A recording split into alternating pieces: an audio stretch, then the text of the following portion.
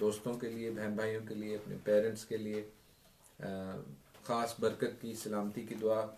जो दोस्त बहन भाई मैसेज भी कर रहे हैं, खुदावंद आपके साथ हो, खुदावंद की सलामती, खुदावंद का शालोम आपके साथ हो। अजीज़ो, हम इस बात के लिए कि आप हमारे साथ हैं, आपके भी शुक्रगुजार हैं। और याद रखिए कि more than with us you are with God. आप उसकी फेलोशिप में, उसकी पाक रूह की हजूरी में हैं, जिसके लिए हम खुदावंद की शुक्रगुजारी करते हैं।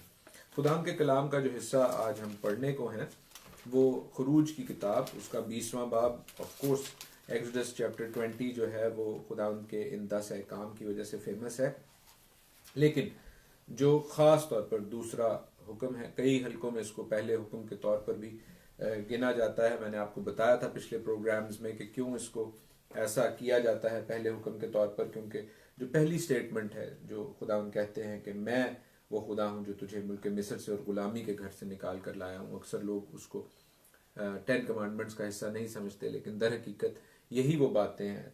लिखा है कि खुदा ने ये सब बातें फरमाई और फिर खुदा कहते हैं कि तेरा खुदा जो तुझे मुल्क मिस्र से और गुलामी के घर से निकाल कर लाया मैं हूँ। तो हमने इसके हवाले से गुज़श्ता सबत को सीखा। आज हम जो दूसरा हुक्म है कि मेरे हुजूर तू गैर माबूदों को ना मानना, और फिर खुदावंद उससे अगली आयात में उसकी तशरीह करते हैं। लिखा है 3rd से लेकर हम 6th वर्स तक पढ़ेंगे। मेरे हुजूर तू गैर माबूदों को ना मानना, तू अपने लिए कोई तराशी हुई मूरत ना बनाना, ना किसी चीज की सूरत बनाना जो ऊपर आसमान में या नीचे जमीन पर या जमीन के नीचे पानी में है। तू उनके आगे सिजदा ना करना और उनकी इबादत करना, क्योंकि मैं खुदावन तेरा खुदा गयूर खुदा हूँ, और जो मुझसे अदावत रखते हैं उनकी औलाद को 3री और 4थी पुश्त तक बाप दादा की बदकारी की सजा देता हूँ, और हजारों पर जो मुझसे मोहब्बत रखते और मेरे हुक्मों को मानते हैं रहम करता हूँ। आमीन। ये वो हिस्सा है जो दूसरे हुक्म के साथ रिलेटेड है। फिर तीसरा हुक्म शुरू हो जाता है कि तू खुदावंद अपने खुदा का नाम बेफायदा ना लेना, और उसके हवाले से हम नेक्स्ट सब्त को सीखेंगे। फिर उसके बाद याद करके तू सब्त का दिन पाक मानना, चौथा हुक्म। So that is how the जैसे तफरीक है, जैसे डिफ्रेंसिएशन है। और मैंने आपको बताया कि बेशक डिनोमिनेशंस में, मुख्तलिफ बाइबल्स में, आज मुख्तलिफ चर्चेस के फ़िरकों में इसको अपने अपने तौर पर जो है इनकी ऑर्डर को बताया जाता है, लेकिन जिस ऑर्डर के मुताबिक हम सीख रहे हैं ये वो ऑर्डर है जो हिब्रू इब्रानी ऑर्डर है, जिसके मुताबिक खुदावंद यीशु मसीह जब इस दुनिया में थे उन्होंने भी पढ़ा और इसको एक्सेप्ट किया। सो हम खुदावंद की शुक्रगुजारी करते हैं इस बात के लिए। और अजीज़ो, जो पहली आयत है इस हुक्म के हवाले से, 3rd verse of exodus chapter 20 है कि मेरे हुजूर तू गैर माबूदों को ना मानना, किसी भी गैर खुदा को ना मानना। तो कई दफा हम इस बात को सोचते हैं कि गैर खुदाओं को हम तो नहीं मानते। आजकल के जमाने में कहां हम सन गॉड को मानते हैं, कहां हम रेन गॉड को मानते हैं, कहां हम फर्टिलिटी गॉड को, यानी कि जो आपको बढ़ोती देता है, औलाद की बढ़ोती देता है, उस खुदा को मानते हैं। अगरचे मॉडर्न कल्चर्स ये दावा कर सकते हैं, लेकिन हम जिन ममालिक से हैं वहां पर इन खुदाओं को आज भी माना जाता है। आज भी हमारी एक पादरी साहब से बात हो रही थी जिनके साथ हम दुआ कर रहे थे, हमारे भाई भी हैं, और वो हमें बता रहे थे कि किस तरह मेन लाहौर शहर में जहां पर ऐसे लोग हैं, मौजूद हैं जो बाबों के पास जाते हैं, जो पीरों के पास जाते हैं, जो तावीज़ और धागे और इस तरह की चीजें करते हैं, और ये मसीहत में ऐसे लोग हैं। तो that is the thing which we need to understand कि खुदावंद के कलाम को समझाने का जो कॉन्टेक्स्ट है वो किन लोगों के साथ है। सिर्फ एक सिलेक्ट फ्यू के साथ नहीं है, वेस्टर्न वर्ल्ड के सुपर सिविलाइज लोगों के साथ नहीं है, बल्कि तमाम दुनिया के साथ है। और जहां पर ये कलाम आ रहा है, याद रखिए कि वो उन लोगों के पास आ रहा है जो मिस्र में रहते थे और मिस्र से बाहर निकले हैं। खुदावंद उन्हें मिस्र से बाहर लेकर आया है। इसी तरह आज भी जो गुलामी के दलदल में से बाहर निकलते हैं, खुदावंद अपने बेटे हमारे मुनज्जी यीशु मसीह के लहू से उनको आजाद करते हैं। वो कभी कभार नहीं बेशतर औकात उन गुलामी की जंजीरों, उन गुलामी की रिवायात के साथ इस तौर पर जकड़े हुए होते हैं कि वो उनकी तरफ फिर वापस खिंचे चले जाते हैं। तो हमें इस बात को समझना है। कॉन्टेक्स्ट इज वेरी इंपॉर्टेंट, और मैं उसके हवाले से आपको बताऊंगा भी, सिखाऊंगा भी।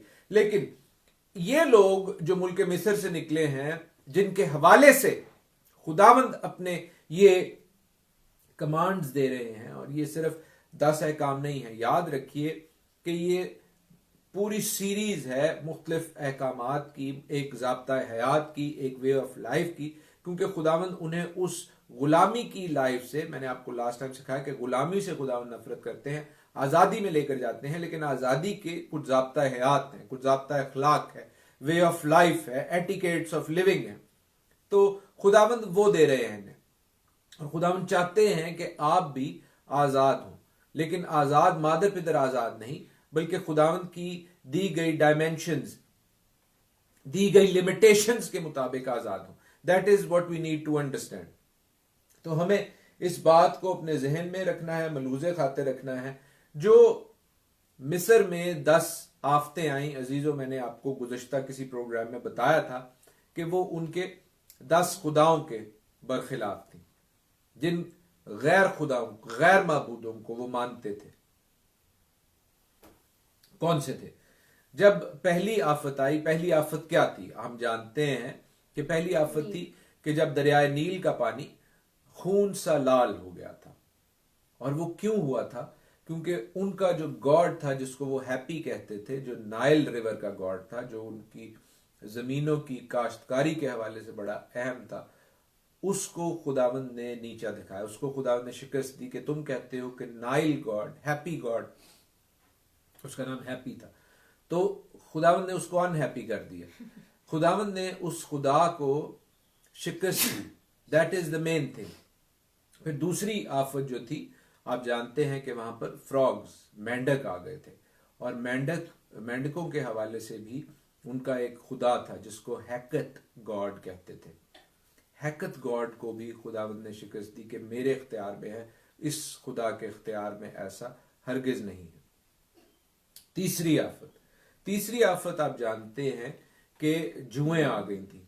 जो डस्ट थी, उस डस्ट को खुदावंद ने इस तौर पर तब्दील किया, उसका चार्ज लिया कि तुम्हारा जो खुदा है, उस खुदा का नाम था गैब गॉड जो है, वो इस डस्ट का मालिक नहीं है, वो इस जमीन का मालिक नहीं है, मैं मालिक हूं और मैं इसको कंट्रोल करता हूं। चौथी आफत, वहां पर फ्लाइज आ गई थी, इतनी ज्यादा तादाद में फ्लाइज आ गई थी। तो वो किस खुदा के हवाले से था? वो था खैपर, जो मूवमेंट ऑफ सन को कंट्रोल करता था। और मूवमेंट ऑफ सन की वजह से आप जानते हैं कि मौसमों का कंट्रोल होता है, और मौसमों के कंट्रोल की वजह से कुछ मौसमों में मक्खियां होती हैं, कुछ में नहीं होती। तो खुदावंद ने उस चीज को भी कॉन्कर किया। पांचवी आफत, आप जानते हैं कि उनकी लाइफ स्टॉक जो है वो खत्म हो गई, मुवैशी जो हैं वो मारे गए, और मुवैशियों के हवाले से उनका एक सेक्रेड बुल था जिसको एपिस गॉड कहा जाता था। एपिस गॉड के हवाले से खुदावंद ने ये आफत लाया। खुदावंद ने बड़ी सिस्टमैटिकली ना सिर्फ उस कौम को डिवैल्यू किया, बल्कि उसके खुदाओं को भी जो है वो शिकस्त देता गया, बताता गया कि असल में ऐसा हो रहा है। फिर हम जानते हैं कि छठी आफत थी कि वहां के लोगों को बॉयल्स निकल आए थे, और बॉयल्स के हवाले से अजीजों, जो उनका मेडिसिन का गॉड था वो था आइसिस नामी गॉड को खुदावंद ने शिकस्त दी कि तुम्हारी मेडिकेशन, तुम्हारी मेडिसिन कुछ नहीं कर सकती, मैं हूं खुदा जो हर जिस्म के ऑर्गन को कंट्रोल करता और उसके हवाले से इंचार्ज हूं। सातवीं आफत थी जब ओले आसमान से गिरे, इतने बड़े ओले गिरे आसमान से। हम ज़बूर 18 में पढ़ते हैं कि खुदावंद जब कहर करता है तो ओले और अंगारे से वो यूज करता है। तो जो ओले गिर रहे हैं, वो जो फर्मामेंट का उनका गॉड था, जो आसमानों का खुदा वो कहते थे, उसको नट गॉड कहते थे। तो खुदावंद ने यहां पर उसके हवाले से भी हम देखते हैं कि इस नट को ढीला कर दिया। फिर हम देखते हैं 8वां जो आफत थी, लोकस्ट आए, वहां पर टिड्डी दल ने हमला किया और वो उनकी क्रॉप्स को खा गए, और जो क्रॉप्स के हवाले से उनका गॉड था सेथ गॉड, उस सेथ गॉड को भी खुदावंद ने शिकस्त दी। हम फिर देखते हैं 9वीं जो आफत थी, 9वीं आफत जो है वो बड़ी इंटरेस्टिंग थी। वहां पर तारीकी छा गई, ऐसी तारीकी जो फिजिकल तारीकी थी, और ये तारीकी जो थी वो रा उनका गॉड था। रा गॉड एक बहुत बड़ा और अहम गॉड समझा जाता है इजिप्शियन कल्चर में, मिस्री कल्चर में। आज भी इस हवाले से वहां पर उसकी बाकियात मौजूद हैं, उसके रिमेन्स मौजूद हैं, उसका असर मौजूद है। इसीलिए खुदावंद ने कहा अपनी कौम से, चाहे वो इसराइली हैं, चाहे वो उसके बेटे के लहू के खून खरीदे हैं, कि तुम मिस्र को वापस ना जाना, क्योंकि मिस्र जो है वो एंटी टाइप ऑफ इजराइल है। सो हम देखते हैं कि रा गॉड को, जो कि सन गॉड था, उसको भी खुदावंद शिकस्त देते हैं। और 10वीं और आखिरी आफत थी कि उनके सब खुदाओं में एक खुदा था, फराउन, फेरो गॉड। जी हाँ अजीजो, फराउन भी इसीलिए अपने आप को खुदा कहता था। वो जब मूसा ने जाकर उसको कहा, हमने पिछली दफा पढ़ा 5वें बाब में, खुरूज के 5वें बाब में, एक्सोडस चैप्टर 5 में, कि खुदावंद इसराइल का खुदा यूं फरमाता है फराउन कि मेरे लोगों को जाने दे ताकि वो बियाबान में मेरे लिए ईद करें। तो फराउन ने कहा कि खुदावंद कौन है, यानी यहोवा खुदा कौन है कि मैं उसकी बात को मानकर बनी इसराइल को जाने दूं। मैं यहोवा खुदा को नहीं जानता और मैं बनी इसराइल को जाने भी नहीं दूंगा। वो तो खुद खुदा था, फराउन अपने आप को खुदा समझता था, तो कहता है कि मैं तुम्हारे यहोवा खुदा को खुदा ही नहीं मानता, वो कौन है मेरे आगे। और हम देखते हैं कि खुदावंद खुदा ने, यहोवा खुदा ने उसको बताया कि मैं कौन हूं। ना सिर्फ उसके तमाम जैली खुदाओं को शिकस्त दी, बल्कि उसको भी जो अपने आप को खुदा के मानिद मुतलकुल आनान जो है वो हाकिम समझता था, खुदावंद ने उसके बेटे को भी मारा, उसके पहलोठे को भी मारा, उसकी सल्तनत के हर एक पहलोठे को मारा कि तू कैसा खुदा है, मैंने उस जिंदगी को तुझसे ले लिया जो तेरे सुल्ब से निकली थी। सो खुदावन जो है इस कॉन्टेक्स्ट में, ये है वो कॉन्टेक्स्ट, हमें इस बात को समझना पड़ेगा कि ये वो कॉन्टेक्स्ट है। कलाम पाक में बहुत सी चीजें हैं जिनको हम अगर कॉन्टेक्स्ट के मुताबिक ना समझें तो बहुत सी गलत फहमियां पैदा होती हैं। और आज का जो कलाम का हिस्सा है उसमें बहुत सी ऐसी बातें हैं जिनके हवाले से बहुत से लोग जो हैं वो मिसगाइडेड हैं। जैसे 4th आयत में लिखा है कि तू अपने लिए कोई तराशू ही मूरत ना बनाना। अब अगर हम सिर्फ इस आयत को पढ़ें तो फिर तो कोई पिक्चर जो है वो ठीक नहीं है, कोई तस्वीर जो है वो ठीक नहीं है, ना किसी चीज की सूरत बनाना जो ऊपर आसमान में है, नीचे जमीन में, या जमीन के नीचे पानी में है। अब अगर हम 4th आयत के मुताबिक रहे तो देन वी आर मिसगाइडेड। बहुत से लोग जो हैं वो फिर अपनी तस्वीर जो है वो फेंकना शुरू कर दें। बहुत से जो डंपस्टर्स हैं, बहुत से जो कूड़ेदान हैं, वो तस्वीर से भर जाएंगे अगर हम सिर्फ 4th आयत को, 4th वर्स ऑफ एक्सोडस 20 को देखें। लेकिन अजीजों, दर हकीकत ऐसा नहीं है। We need to check everything and anything which is in the Bible. We need to test everything. आज भी जब हम कलाम सीख रहे हैं तो you are welcome to actually test these things जो हम डिस्कस कर रहे हैं, जो हम आपके साथ शेयर कर रहे हैं, क्योंकि उसी सूरत में आप कलाम को ठीक तौर पर जानेंगे। मेरा एक दोस्त जो कि बराए नाम मसीही था, जो कि बपतिस्मा से, खुदा उनके कलाम के आयन अहकाम से, उसके मुकर्रर करदा औकात से जो है बिल्कुल लाबल्द था। लेकिन चूंकि मैंने उसके साथ कलाम को शेयर किया और वो एक लायक स्टूडेंट था, उसने कहा कि मैं आपकी बात पर यकीन नहीं करता, मैं जाकर खुद रिसर्च करूंगा। और खुदावंद ने उसको ये ब्लेसिंग बख्शी कि जब उसने खुद रिसर्च की तो ना सिर्फ उसने वो बातें जो मैंने उसके साथ की थी वो एक्सेप्ट की, देखा, उनको जांचा कि वो ना सिर्फ बाइबल में है बल्कि वो हकीकत भी है। इसके अलावा भी उसको खुदावंद ने रेवलेशंस दी। वो कलाम के हवाले से मुझसे ज्यादा अच्छा जो है वो जानने लग गया।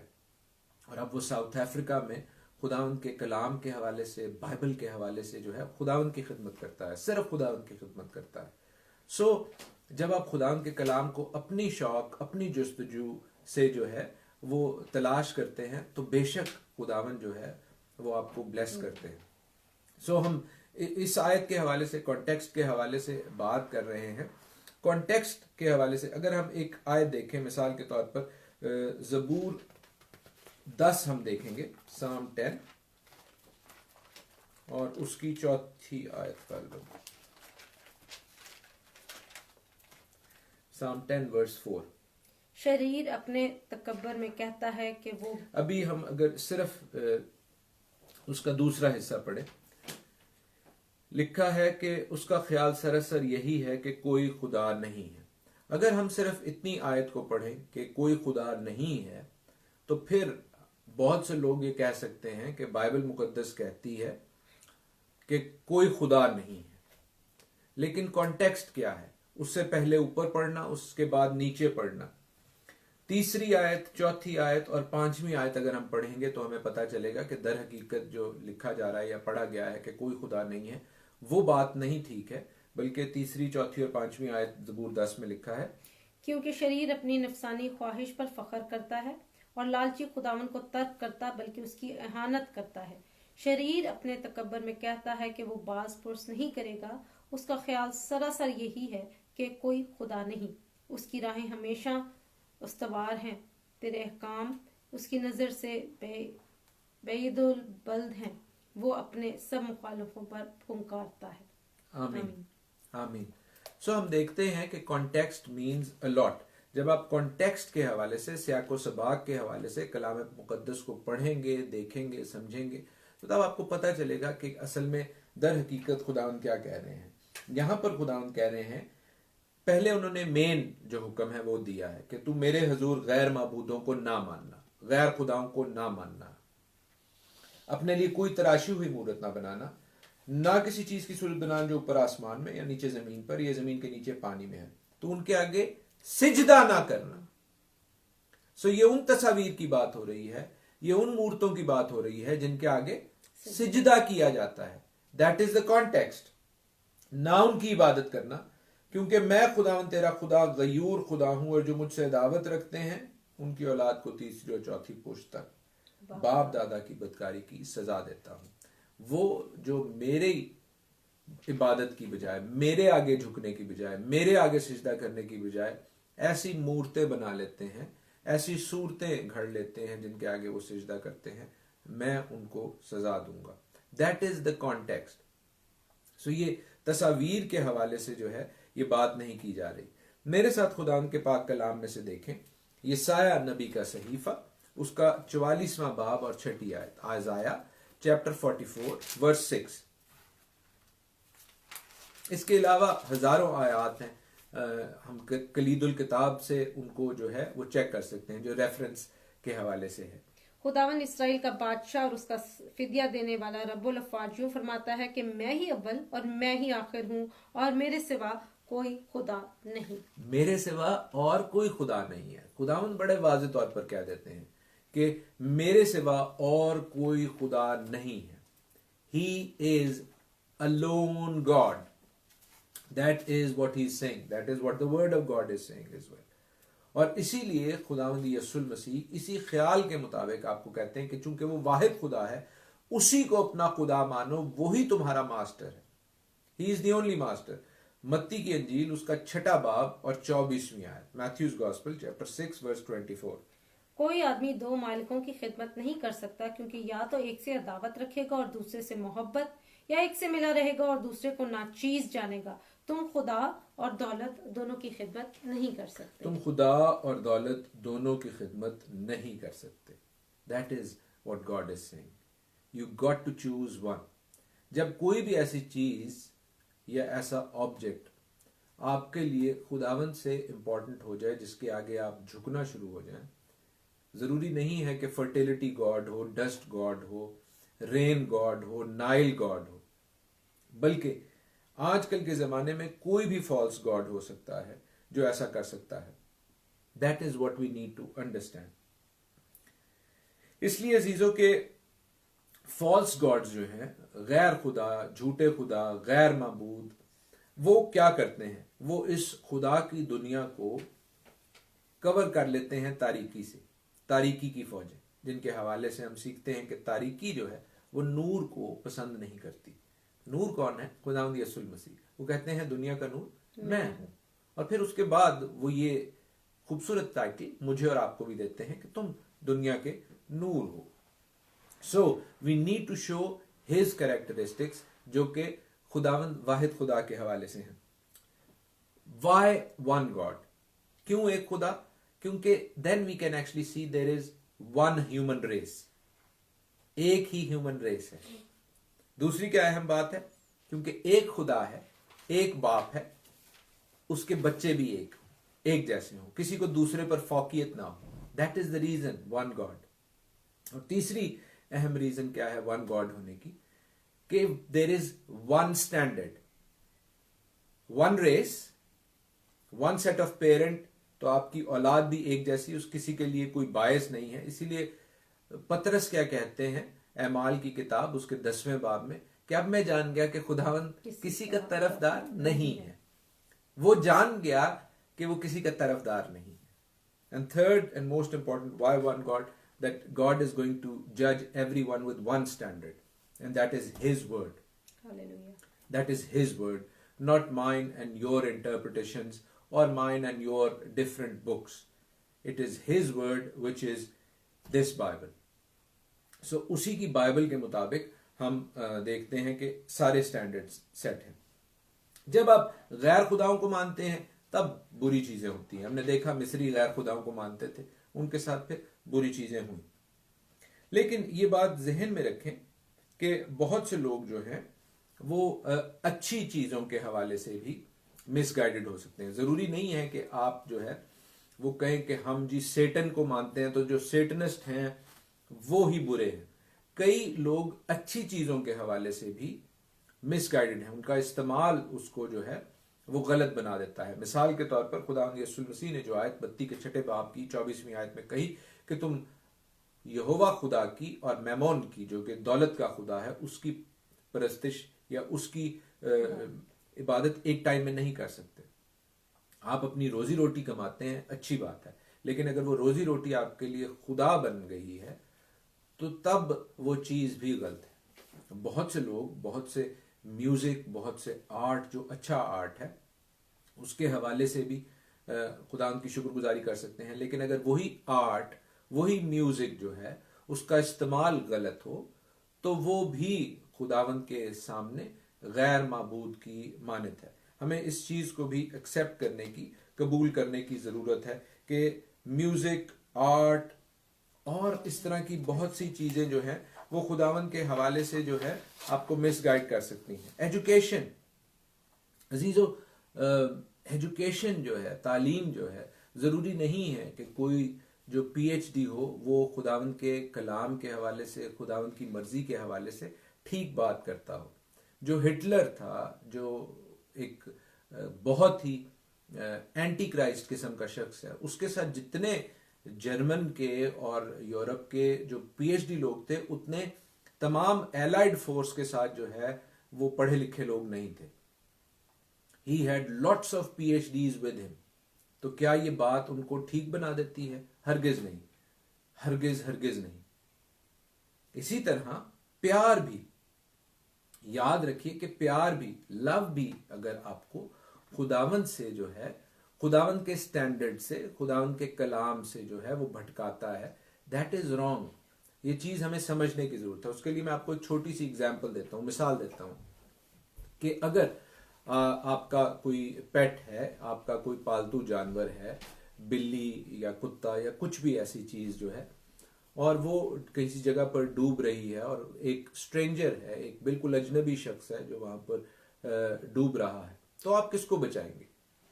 पानी में अगर डूब रहा कोई शख्स है या पानी में कोई डूब रहा जानवर है, वो जानवर जो आपको पसंद है, एक नेचुरल इंस्टिंक्ट होगी लोग के उसे बचाएं। लेकिन आपने खुदा की दी हुई एक जान को, जो कि इंसान है, जिसकी बाइबल के मुताबिक, बाइबल के स्टैंडर्ड, खुदा के स्टैंडर्ड के मुताबिक उस जानवर से ज्यादा अहमियत है, अगर उसको छोड़ दिया है तो तब आपका प्यार भी उस जानवर के लिए जो है उसने आपको खुदावंद से दूर कर दिया है।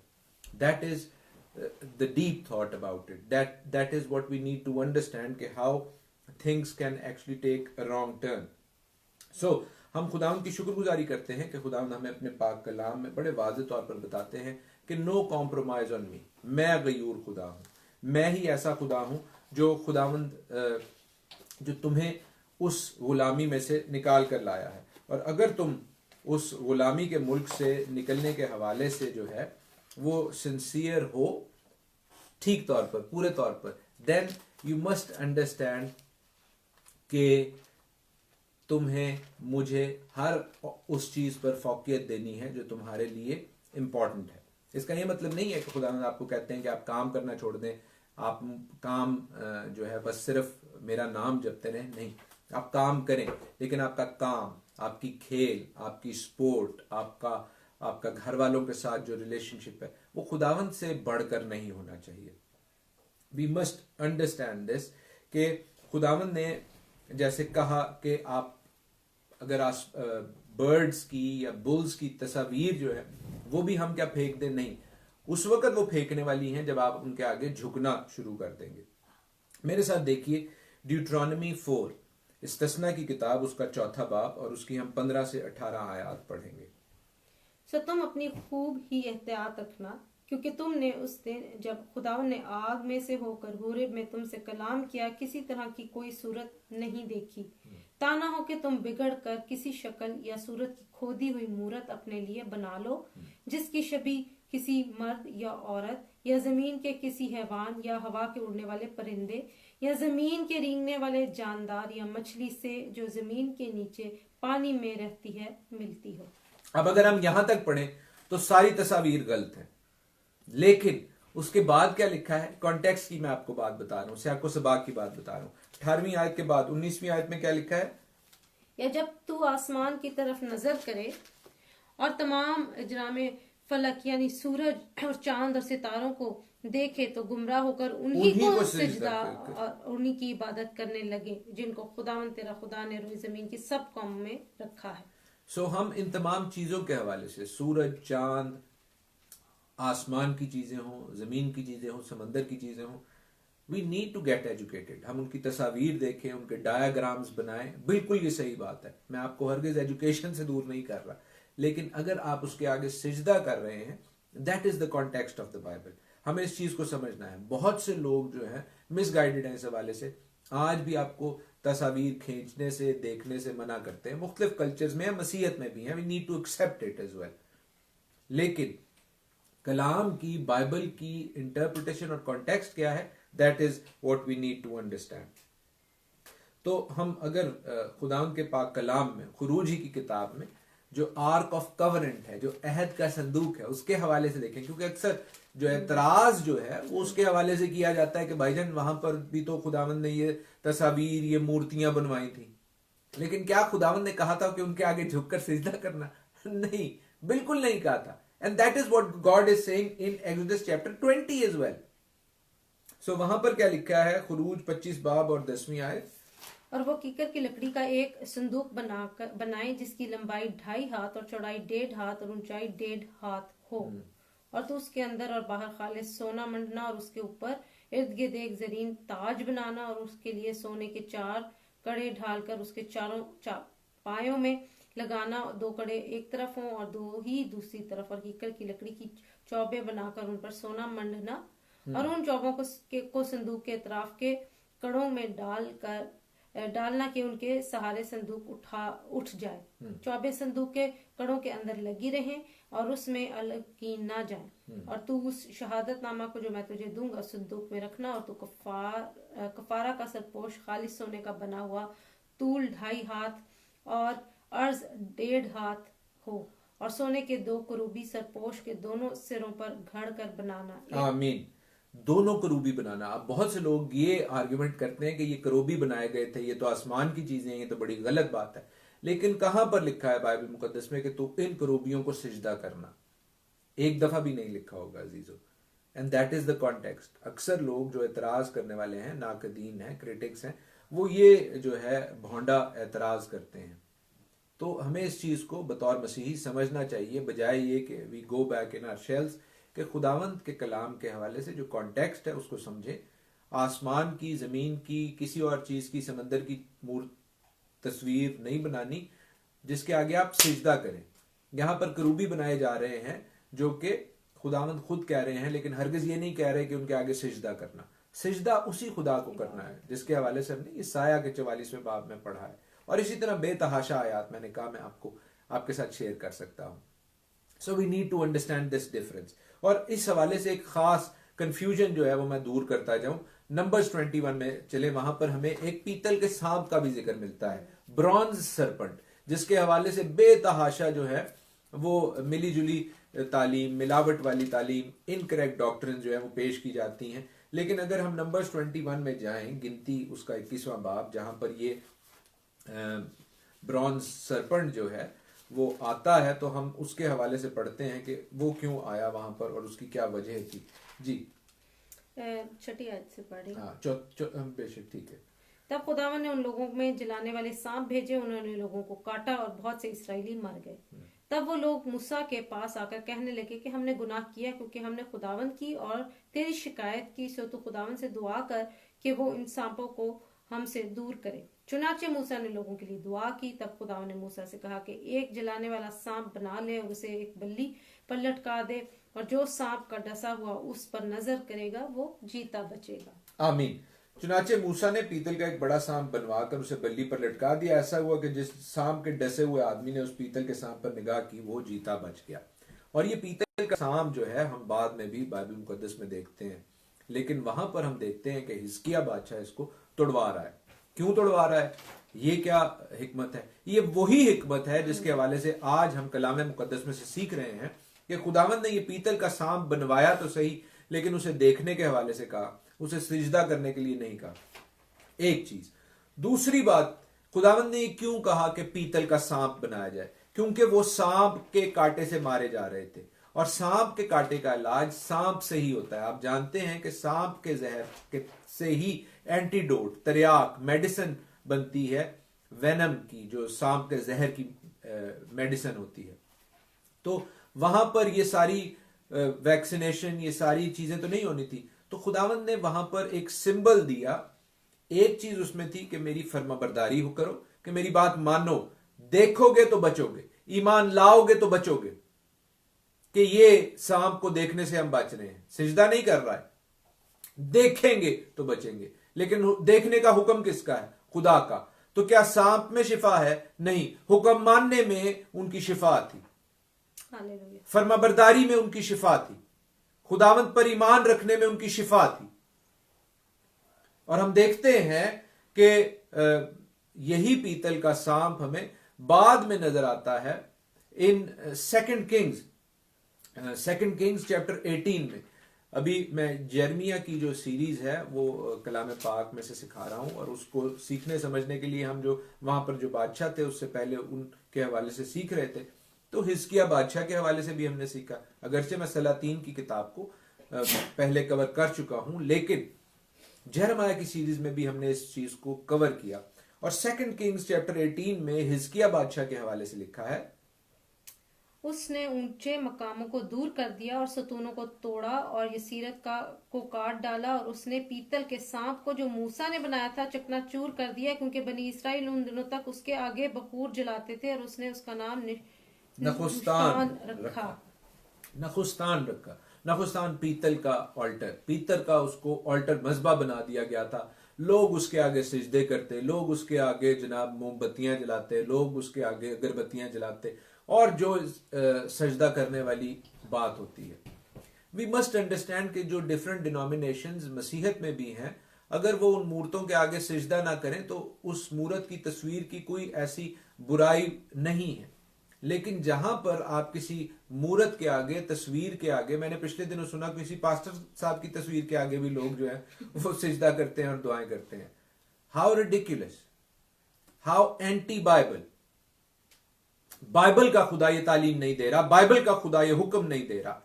और बाइबल का खुदा ये कह रहा है कि यू नीड टू अंडरस्टैंड कि तुम मेरे हजूर गैर माबूदों को ना मानना, कोई तराशी हुई मूरत ना बनाना, ना आसमानी चीजों की, ना जमीनी चीजों की, ना समंदर की चीजों की, जिसके आगे तुम सिजदा करो। और यहां पर ऐसा हो रहा था कि वो सांप, वो पीतल का सांप जो खुदावंद ने अपनी फर्माबरदारी के साइन के तौर पर जिंदगी के साइन के तौर पर, शिफा के साइन के तौर पर दिया, और उसको उसके बाद खत्म हो जाना चाहिए था, इसी तौर पर याद रखा जाना चाहिए था। वो एक रिवायत के तौर पर, वो एक ऐसे सिंबल के तौर पर जिसके आगे लोग सिजदा करते, जिसके आगे लोग हाथ लगाते थे, और जिसको आज भी हम इसराइल में जाएं तो एक फिरके का ऐसा वहां पर चर्च है जहां पर लोग अपनी चीजें जो हैं वो खुदावंद यीशु मसीह जिस सो कॉल्ड पत्थर पर लिटाए गए, जब उनको मसलूब किया गया, तो उसके साथ वो टच करते हैं, अपने आप को टच करते हैं कि हम जो है पाक हो जाएंगे। और हम वहां पर थे इसराइल में जहां पर एक शख्स ने अपना बैग से सारा कुछ डाल दिया, वो सिगरेट के पैकेट को भी टच कर रहा था कि वो पाक हो जाए। ये कैसी जो है जहालत है। तो वी नीड टू अंडरस्टैंड कि खुदावंद का कलाम जो है वो हमें इन गलत तालीमात से, इनकरेक्ट डॉक्ट्रिन से आजाद करता है, और वो बड़ा आसान है, वो बड़ा क्लियर है अगर हम उसे कॉन्टेक्स्ट के हवाले से खुदावंद की पाक रूह की हिदायत से और पाक कलाम की रोशनी में देखें और समझें।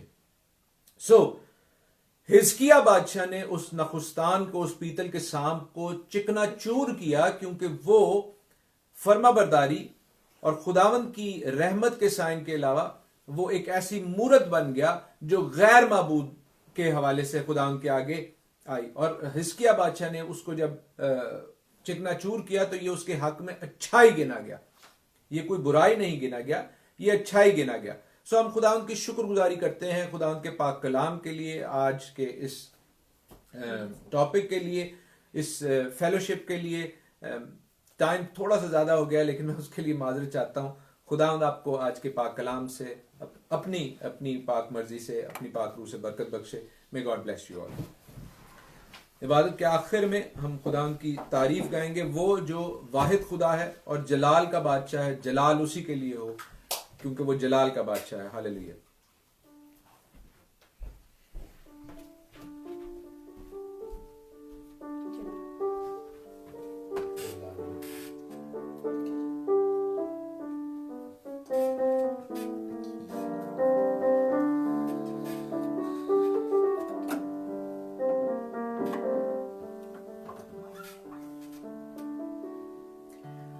जलाल हो, जलाल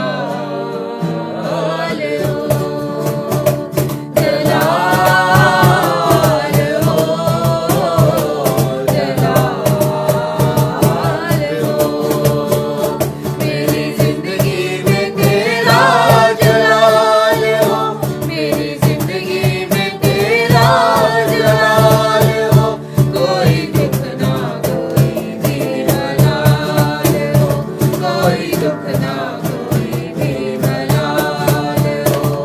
जलाल हो, जलाल हो, जलाल हो, जलाल हो। तेरी पूजा करूं, तेरी प्रशंसा करूं, दुख मिले खुशी तेरी जय जय करूं। तेरी पूजा करूं, तेरी प्रशंसा करूं, दुख मिले तेरी जय जय करूं। दुख मिले या खुशी तेरी जय जय करूं। साथ तेरी वफा लाजवाल हो, साथ तेरी वफा लाजवाल हो। कोई दुख ना, कोई भी मलाल हो, कोई दुख ना, कोई भी मलाल हो। जलाल हो, जलाल हो, जलाल हो, जलाल हो। वो डाली हमेशा कायम रहे, जिसकी मसीह बुनियाद हो। वो डाली हमेशा कायम रहे, जिसकी मसीह बुनियाद हो, जिसकी मसीह बुनियाद हो। कायम रहूं मैं अपने मसीह में, कायम रहूं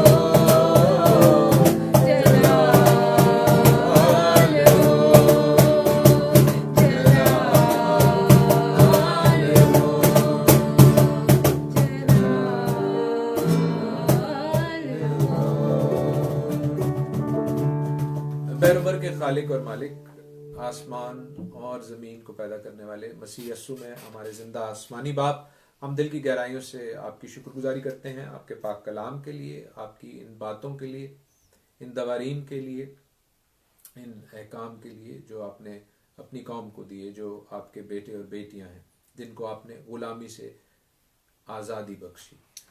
खुदावंद हम इसराइल के लिए बरकत की दुआ चाहते हैं और उन तमाम मसीही बहन भाइयों के लिए, बेटे बेटियों के लिए, बुजुर्गों के लिए जिन्हें आपने अपने बेटे के लहू से खरीदा है, उन सबों के लिए भी बरकत की और सलामती की दुआ करते हैं। खुदावंद जो आज़ाद रहना चाहते हैं, जो आपके पाक कलाम को सीखना चाहते हैं और आपके पाक कलाम में बढ़ना चाहते हैं, इन तमाम बहनों भाइयों के लिए, बेटे बेटियों के लिए, बुजुर्गों के लिए बरकत की सलामती की दुआ करते हैं और मिन्नत करते हैं खुदावंद हमें अपने आइन अहकाम को पढ़ने, समझने की, उसमें बढ़ने की, उसे अपनी ज़िंदगियों में बजा लाने की तौफीक दे। खुदावंद हमें अपनी इबादत करने का तरीका सिखाएं, हमें गैर माबूदों से, गैर खुदाओं से बचा कर रखें, क्योंकि गैर माबूदों के पीछे दौड़ने वालों का गम बढ़ जाएगा। खुदावंद हम किसी और खुदा के आगे नहीं, यहोवा खुदा के आगे जो मसीह यस्सु में हमारा जिंदा आसमानी बाप है, अपने हाथ बुलंद करते हैं। खुदावंद इस तमाम इकट्ठ के लिए जो यहाँ पर मौजूद है, उनके लिए बरकत की, सलामती की, आपके खौफ में, आपके प्यार में बढ़ने की दुआ करते हैं। रूहानी दुनियावी अच्छी नेमतों को आपके अच्छे आसमान से मांगते हैं और सबसे आखिर में अपने लिए आपके पाक कलाम की बरकत को मांगते हैं, अपने घराने के लिए बरकत को, सलामती को मांगते हैं, आपकी मोहब्बत और आपकी मुहाफ़ज़त को मांगते हैं। खुदावंद हम पर अपना करम कीजिए, अपने पाक कलाम की खिदमत करने की तौफीक दीजिए और अपने पाक कलाम के वसीला से हमारी ज़िंदगियों को अपने नाम के जलाल के लिए इस्तेमाल कीजिए। जलाल आपके लिए है, जलाल के बादशाह, जलाल आपको मिलता जाए, मसीह यीशु नासरी के नाम में, आमीन।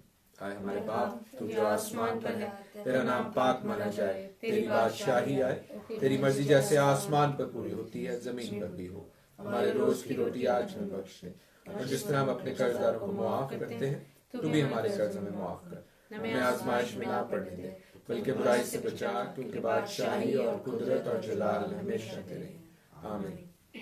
अब यहोवा खुदा आपको बरकत बख्शे और आपको महफूज रखे। यहोवा खुदा अपना चेहरा आप पर जलवागर फरमाए और आप पर मेहरबान रहे। यहोवा खुदा अपना चेहरा आपकी तरफ मुतवज्जा करे और आपको सलामती बख्शे। खुदावंद यीशु मसीह का फजल, खुदा बाप की मोहब्बत और पाक रूह की रफाकत और शराकत आप सबों के साथ, आपके घरानों के साथ अब से अब तक होती रहे, आमीन। जय मसीह की, हर शय मसीह की।